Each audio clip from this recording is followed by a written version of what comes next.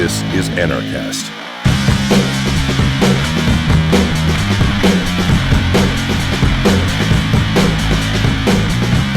Hello, Earthlings. Welcome to another edition of Anarchast, your home for anarchy on the internet. We have Anam Paiseanta coming in from Central Washington State.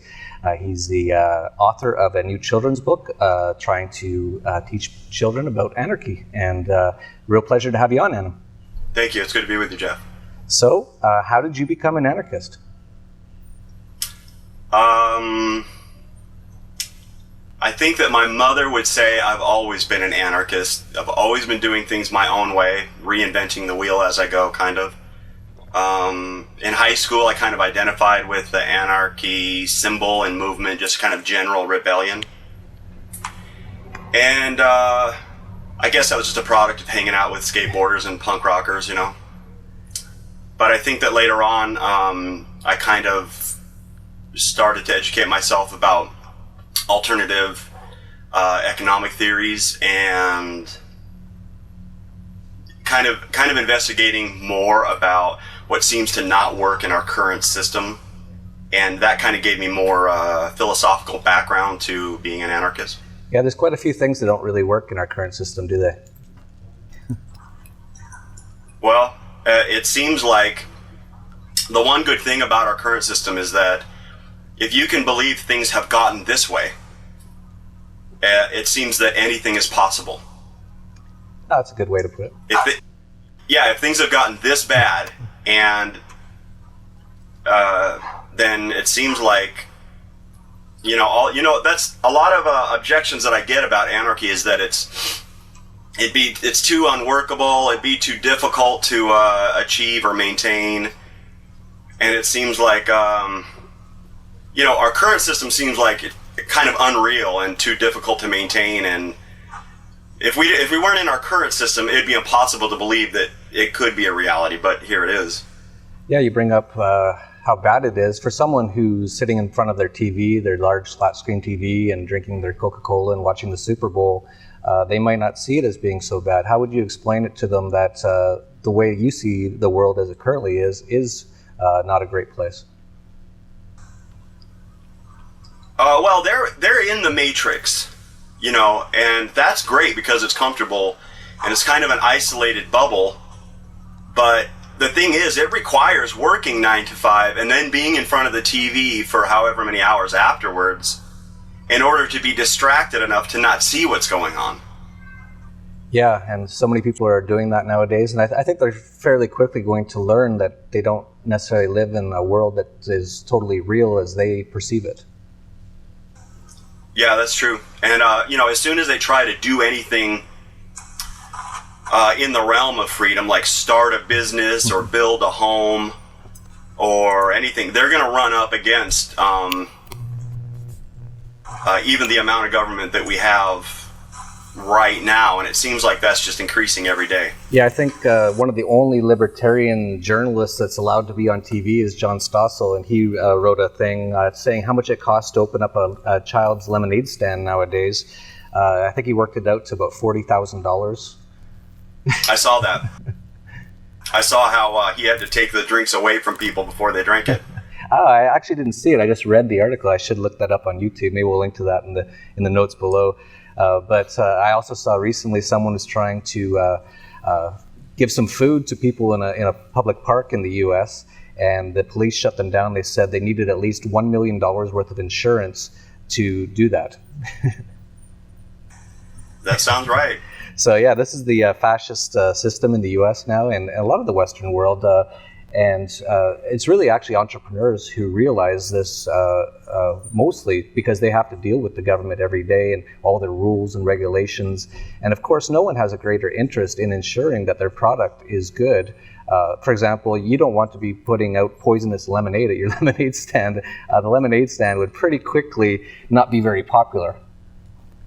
Yeah, I agree. I think the market would take care of things like that. Even if we ran into a situation of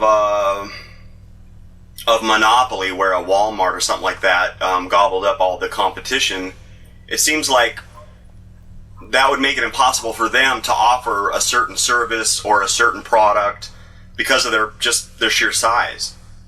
Yes, totally. That concept that we need government or else there'll be just complete monopolies of business is absurd, because of course the government is in itself a monopoly, and it actually has enabled this fascist system where these things like Walmart, which actually do for the most part, but they do get tremendous advantages thanks to the system, and that actually negates a lot of their competition. Yeah.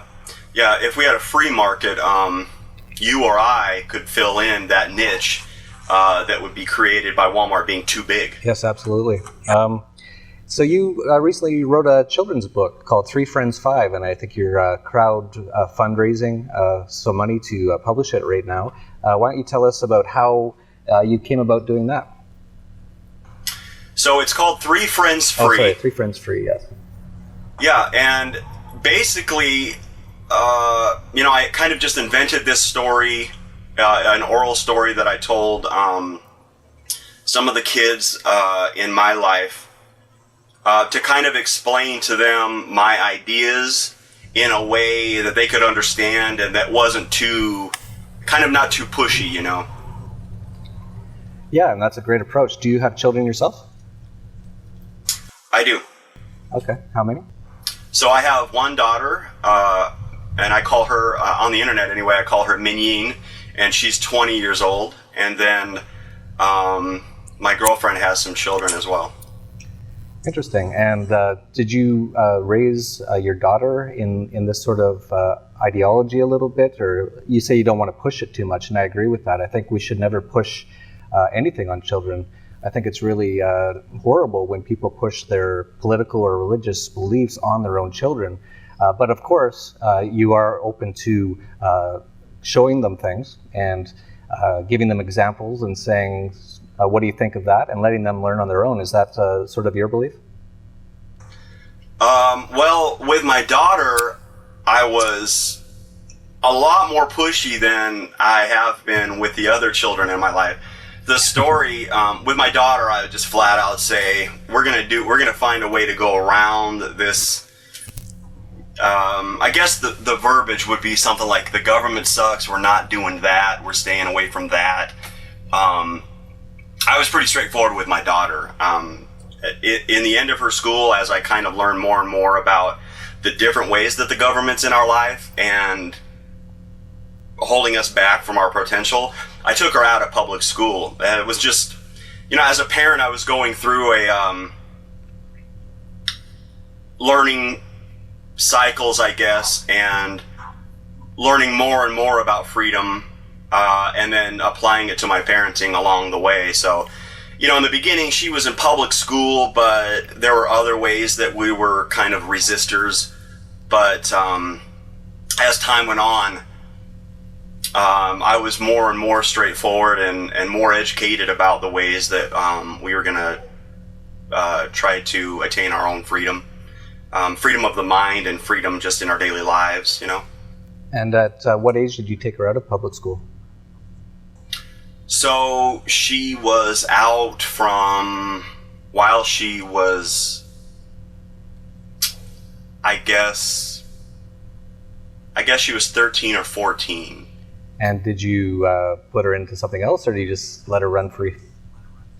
I homeschooled her for that year, and it was great. Yeah, I'm a big fan of definitely not sending your kids to public school, especially in the U.S. with all the things they do to them now. Pretty much forced vaccinations. If they even show any sort of curiosity or energy, they'll put them on some sort of drugs, and they've already started doing that without even informing the parents or even asking them if they want to do that. So yeah, that's just a horrible place to send your children. As for me personally, we actually have our kids in private school right now, and that's because they want to go. They're very young, they're 6 and 8, so they just enjoy it. It's sort of like a big kindergarten. And but I always say to my wife, if they ever don't want to go, they don't have to go. And if they're like me, they'll probably around age 10 or 11 or 12 start to not want to go anymore, and that'll be fine with me, and we'll move on. But to give an example, and I said earlier, I don't try to indoctrinate my children at all with anarchist philosophy, but I do ask them questions and show them things.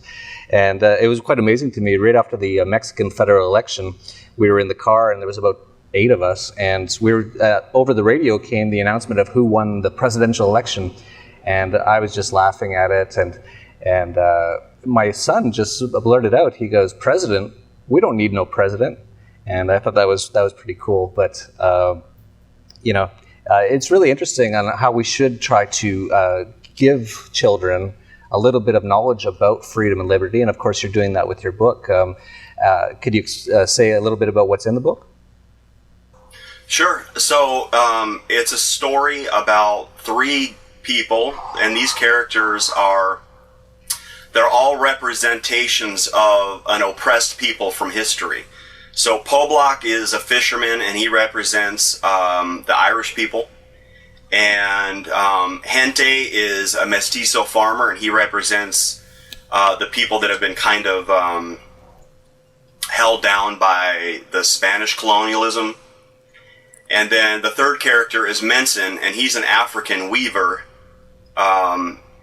And of course, the story of what's happened to the Africans in the name of big government is known to us all. But anyway, they live in this valley together, and they each make their own goods, and they trade them with each other freely. They don't have any real rules about how they assign value. They just figure it out themselves.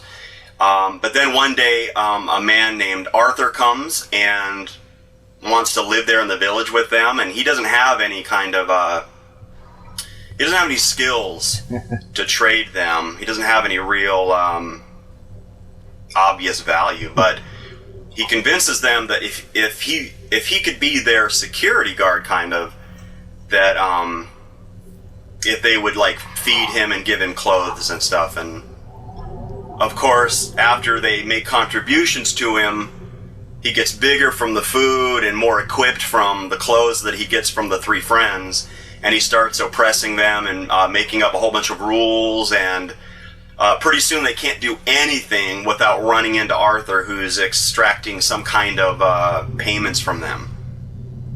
Very interesting. And so how does it end? Is it a happy ending? Well, yeah, spoiler alert, but the friends feel like they can't do anything together or individually against Arthur, because he's grown so large and he lives in kind of a palace that's removed from their access. And so one night they have a meeting and put together a plan to work together and carry him out of the valley that they live in. And then it goes from there, yeah. That's interesting, and that is a funny thing, isn't it? How these governments, people fund them, and they become so large that they're basically funding their own slavery. And you look at the U.S. government right now with all the drones and they're reading all your emails and listening to all your phone conversations, and it's actually grown so large now that I don't know if it's going to be a very happy ending to how people get out of this one. Right, Arthur's gotten too big. Well, I can't wait to see it. I can't wait to read it to my children, because I'm getting a little tired of reading these bedtime stories about princesses all the time. And and you just mentioned you have you're raising money, and we'll have the URL below. But why don't you go ahead and tell people how they can go and donate? It's not very much money either. It's less than $1,000, if I'm correct. Right. Yeah. So.